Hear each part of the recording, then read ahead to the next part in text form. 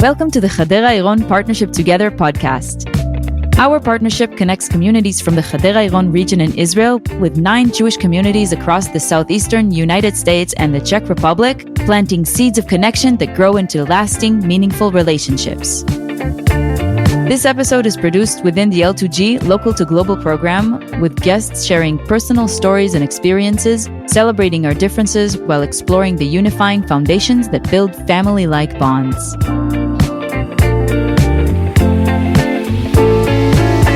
Hello and welcome to the Partnership Together Hadera Iran podcast.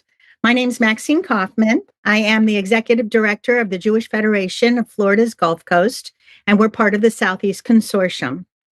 We are very lucky today to be discussing our P2G Speakers Bureau program. And we're going to hear from 2 of our incredible guests who will share their unique profession, their professional experiences as delegates of the program. My name is Rinat Asa Greenberg. I'm from Kibbutz Barkai in Israel, from the partnership Hadera Iran. I'm married to Itai. I have 4 children together with Itai. Some of them are soldiers. I'm a CEO in a project management company. Actually, it's a mega project. And in a few minutes, I will talk with you about everything that we've done since October 7th and after it. My name is Noga Hila Motana. I'm a reservist wife. My husband, Liron, is in the army, in the reservist for 350 days until now. Also now.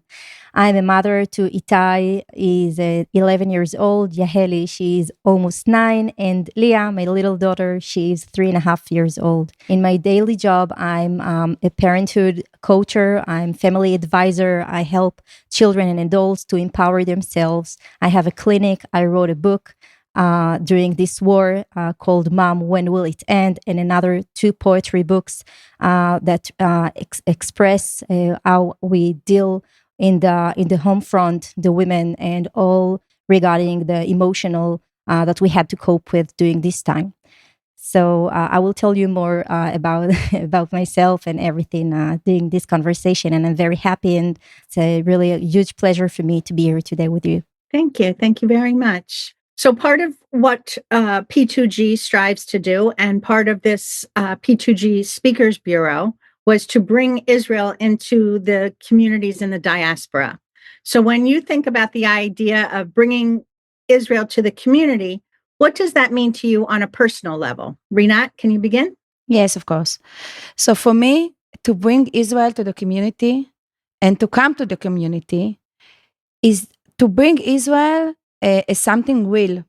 Not just as a news in the paper or to hear something that you're not connected to, or to see just the highlights. When you see the person and you see the real person that come and you hear the experience and the stories after that we are talking about, and you see us, that we've been in this situation. So I think these stories and this experience connected us with the people that hear it. And the people that hear it, the community, feel it's like their own experience. And it's also to light a kind of a communication together, and to feel that the people that hear us feel that Israel is also theirs. It's not just ours. It's not the people that live in Israel, it's theirs. No, Israel is for everyone. For all the communities all over the world, and of course in the States. And when we came to talk as speakers in Pinales and in the Fort Myers and Jacksonville, we feel, and I felt, that the people that hear us connected to me and to the story, and felt the pain, that felt the joy sometimes, to our story. So this is for me the connection to the community, to Israel. Wow, thank you very much. Beautiful. And Noga, can you describe a moment during your visit, when you visited the States, that really captured the idea for you, when Israel became something living and breathing for other people? Yeah, so first of all, I really agree with Rinat. When I shared my story, I felt like the people have sparks in their eyes. They really want to be present and to feel what I feel and to be part of that. And I remember after my one of my first presentations in Chattanooga, an older person came to me and he told me that my story touched him very much because it reminds him his own story when he was a soldier and he left his wife with his baby. All the emotions and the experience are really tied together and they're really timeless. And we can feel the same emotions and it's across the time and distance. And it really felt me so empowered that I could tell my story and to share my feeling with people that maybe could forget this story, but everything came up all over again, and we could live and relive the same story and the same emotions together. Rinat, I know from experience when you were here with our community, but can you tell us some of the reactions that you got from people here in the Gulf Coast as well as in Fort Myers and Jacksonville? So first of all, we got a huge hug. I mean, physically and emotionally, I mean, everyone hug us and they want to be to bring love and to feel the same like we felt and encourage us of all the experience that we've been through. And they ask a lot of personal questions. They interested about how is our daily life, how we live through the war. I mean, even the questions like, are we going to the work? We are working, or we are at home?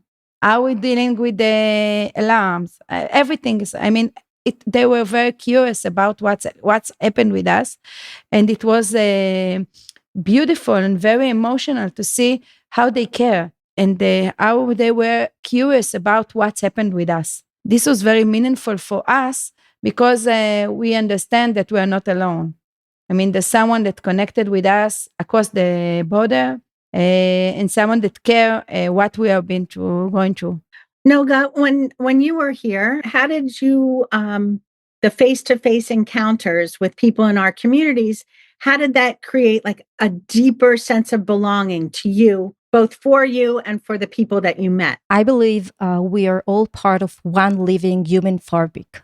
I mean, we are all connected together. And when I told my story, I really felt like it's straightening the bond between us. Because when I shared my daily basis, how I deal with the long reservist of my husband and how I deal with my kids and with all the emotional aspects, I really felt that people could really see me. And I felt like it made me feel like seen and understood and really part of something bigger. And I really remember that the people asked so many questions that really helped me to be in inner reflection and to understand better myself. It was really healing for me to tell my story over and over again.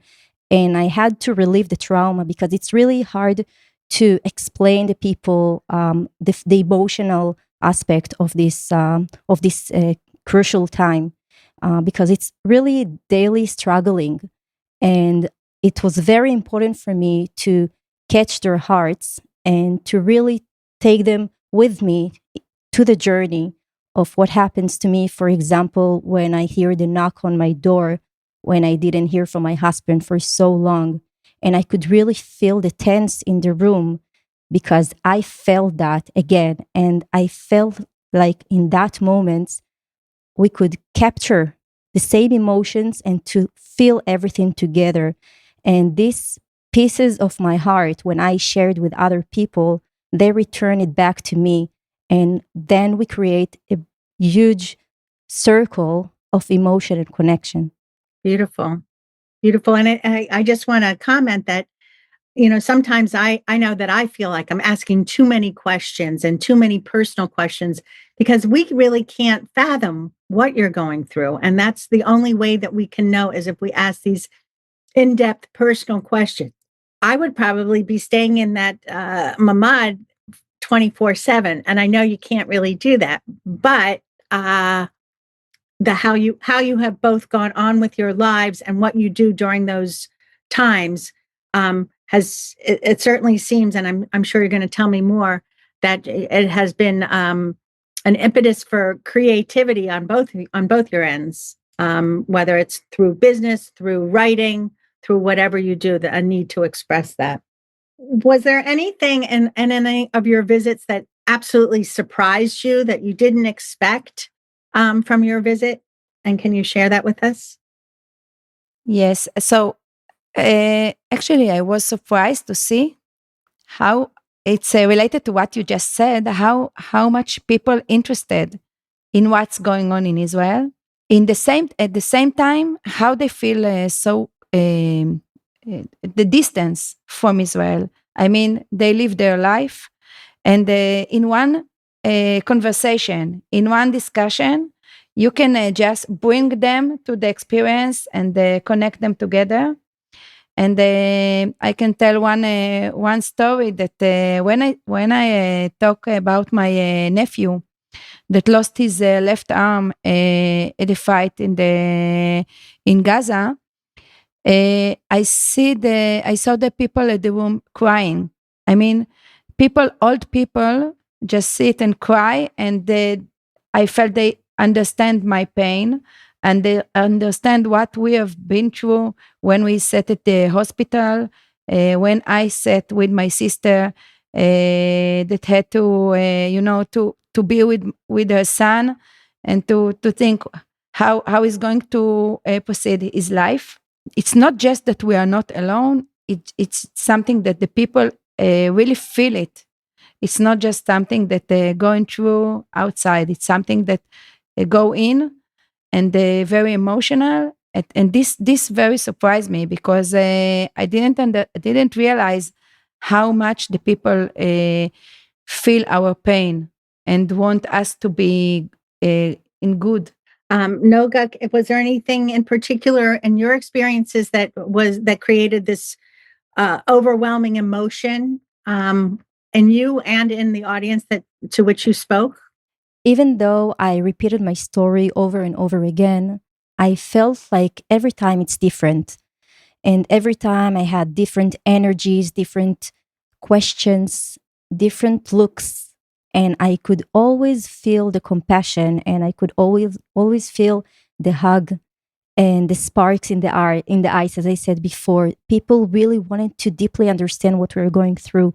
And the questions, the personal questions, that was I think the most important thing, because that was an opportunity for me to open my heart and even to think about things that maybe I wouldn't think if they wouldn't ask that.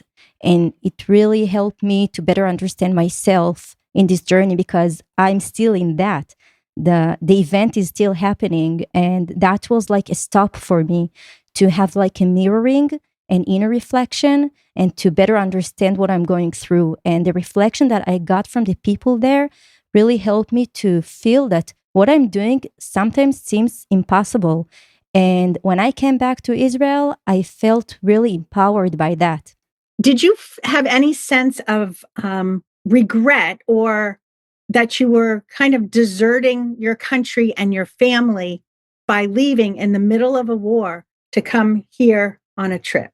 I'm laughing because I really, my husband was out for so long. When I came to the States, it was more than 200 days. So I felt like I have all the legitimacy to run away and to just have a break and to do something for myself. And it was very encouragement. He encouraged me to do that, and it was very supportive. And I didn't feel like I felt like I'm doing I felt like I'm in a very important mission. And because I didn't just told my story, I told the story of many Israeli families, and I could really represent what we're going through here on daily basis. And this is what I'm doing right now in Israel. When I wrote the books, also the children's book and also the poetry books, I really could reflect the emotional part of what we're going through. And I felt like I can have the opportunity to be their voices and to bring their voices to the state. So I feel like I'm in a very important mission that I could represent all these families and all the women and children and to get the acknowledgement of what we're going through here. So I concentrate and focus on that. And I felt like it's bigger than everything I'm doing. And actually, that was a spotlight in a very challenging time. Rinat, can you answer the same question? Yes, we have a duty to come and to say the stories and to say what is going on in Israel to the world. Because when you see it from far, you see different picture. Sometimes you see something that it's just written in the news, in the paper, and you don't see the real life and the real people that live here and what they feel. What we felt after the October 7th, the trauma that we've been, our children that went to the army and we didn't sleep at night, and we sat next to the door with the knife because we were so afraid because we didn't know what is going to be. Everything was so unexpected, and we were so frightening. So all of these feelings, no one can read it anywhere.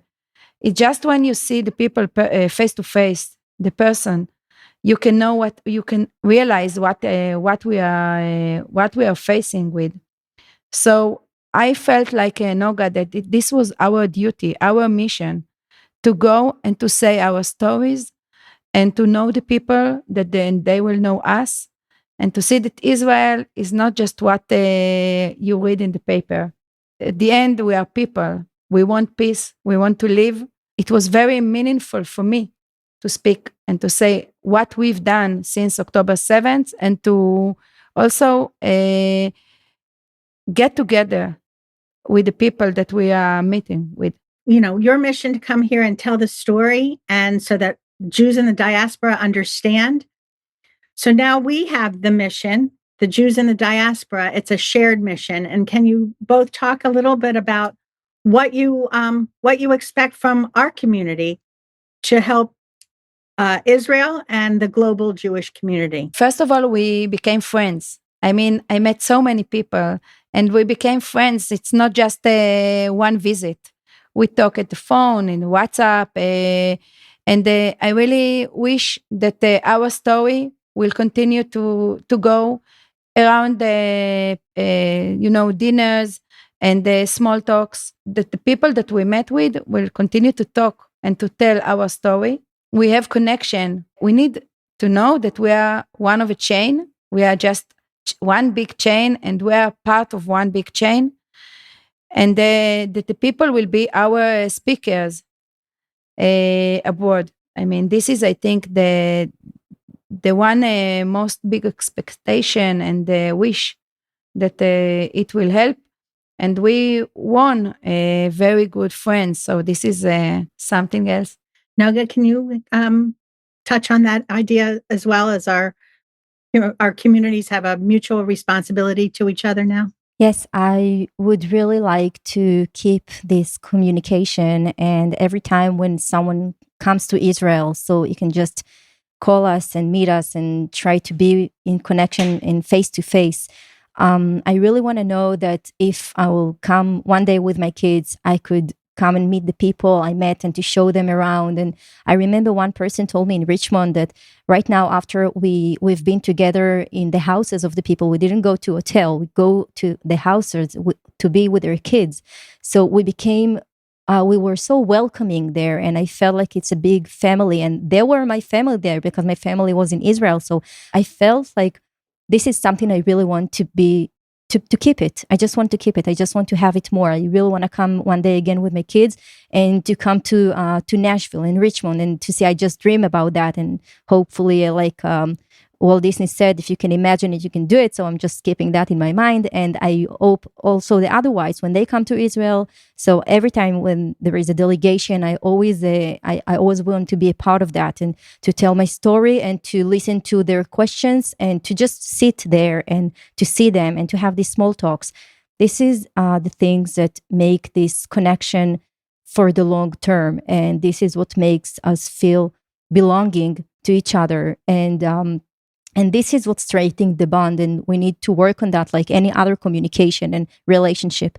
So this is what I really hope that will be, will happen in the future.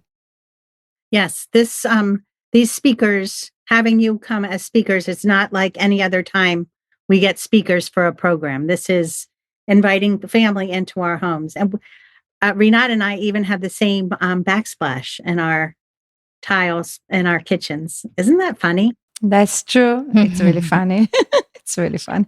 So, Rinat, it's in a time when Israel's often all we see are the headlines and politics. How does it feel to talk to people about the situation, but not necessarily politics or what exactly is going on with the war? Just talk about Israel and being an Israeli citizen to a non-Israeli, an Israeli at heart. So it was really a release. I mean, it feels so refreshing. And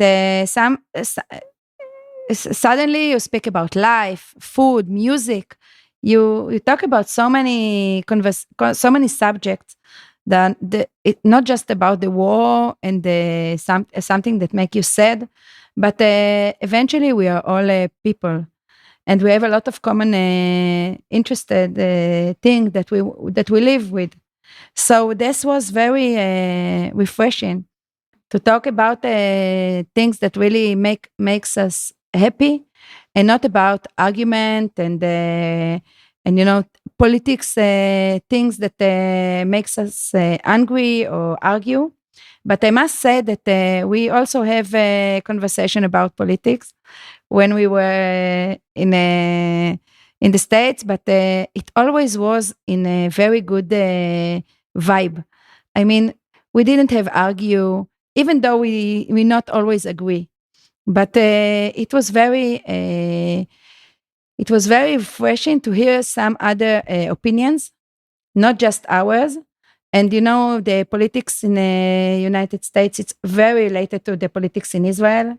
And we know it, especially today, with the war with Iran and everything. So it was very interesting to see a point of view of someone that is not Israeli, but yet is a Jew. So it's very interesting, this connection. And Noga, why do you think that these kind of conversations that are not necessarily about the war, but about politics in general, whether they're American or Israeli, how do you think that these personal conversations, how do they work for us on a whole? So I think the power of this conversation is to be open-minded and to know that it's just perspectives, and to just I like to listen, and because people ask me questions but I have no answers, but I can just think about that and like in a philosophy way, and to listen to other people and their angles, and there are rooms for every angle and every perspective, and it's all about point of view in the end of the day. So I just listened, and I think that this is when you can be tolerant and to be open-minded and open heart, and just to accept that there are opinions and it's okay. And you can agree, you don't have to, but you just listen and you learn the other side point of view. And if you really listen, you can really learn something. So I was on the listener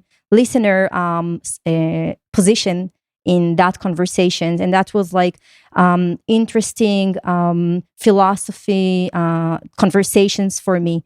So this is the way I took it. What do you think is the best way to get to different audiences? So I know in our community we had a large event happening at the same time that you and Ziv were coming, Rinat. So that led the platform to talk about October 7th, and it was mostly adults. How do you think, what ideas do you have to get to other segments of the population, to kids, to teens, to seniors? Okay, so I think that we must bring the stories and the experience to more voices, to more people. I mean, we should do it to art and to young and to adults and to everyone that can find the connection, everyone that can just can hear the story, because not everyone can come physically to the meeting. So I think we must use in the social media. It doesn't have to be all the story, all the lecture that we've done, and it can be something very short and very catching, because a lot of people don't have the patience to hear everything. And a lot of people don't want to come physically and leave home and come to hear something. So if we want to get to a lot of crowd, a lot of people, and then in different disciplines, we must do it in a different ways. Some people like to read short stories. Some people like to hear short movies. Some people like to read something in the media. And we must do a lot of things like this. And I think this will get to a lot of people. And if you ask me, I think we should even have a questionnaire, and to ask people, what do you want? How do you want to hear the story? Maybe ask some group, like focus group, what ideas do they have for this? And then to try to bring some ideas, because I think once it will get to a lot of people, I think a lot of people will want to be connected to the people behind the stories and then to Israel. So this is very important. Very good. Great suggestions. Noga, what advice would you give to the next group of emissaries that are coming here to the United States to tell their stories? I advise the people that will come to the States to be with open mind, open heart, and to be with a huge excitement in their hearts, and also with curiosity, and to realize that what they are doing have a huge impact for the long term. This is not just something that it's temporary. When you touch people's hearts, it goes with them, and you always switch the emotions. I felt like I give a piece of me, and I get a piece of others, and it will stay with me. And because this is a chain, and these people and these events will always be in my heart. And I think that only with the time you really understand what you went through, because it's so intense to go by community and community, and you're just doing that automatically. And when you stop and you look what you've been through, you realize how huge is that, and this is bigger than you thought. So I think to come with a lot of desire and a lot of passion, and with just to be open for this great opportunity, that you will feel that you are part of something big. That's beautiful, really beautiful. I guess to wrap up, I'm going to ask you both, what is one thing that you took home from the experience of coming here? Something that changed or opened your eyes, something that you really impacted you? So I think I realize how important is the human connecting. I think this is the most important, because how much people miss this connection. People don't have this touch, because they are all the time in the internet, in the social media, at home. They're not going out so often, especially not from a people and with the people abroad. So I think this connection, the human, the personal connection, was very important, to see how everyone, all of us, we are looking for to be connected for something. We want to be a part of something, and the little stories are the one that bring the whole picture. I mean, all these little stories, my stories, the other one story, they just bring us the whole picture and the personal perspective. So I think this is something that was very, very strong for me from this journey. Thank you. And Noga, if you could sum up the idea of partnership together in one sentence, how would you do that? I think that it's all about connecting hearts to hearts and to understand that we are a huge family across distance, that all the idea of the partnership is to connect heart to heart, story to story, and to feel that we are a huge circle of something strong, and we are stronger together. Beautiful. So we'd like to thank our local Jewish federations, Partnership Together, or P2G, as an initiative of the Jewish Agency for Israel, made possible through generous gifts to your local Jewish federation. To learn more about P2G, reach out to your local federation.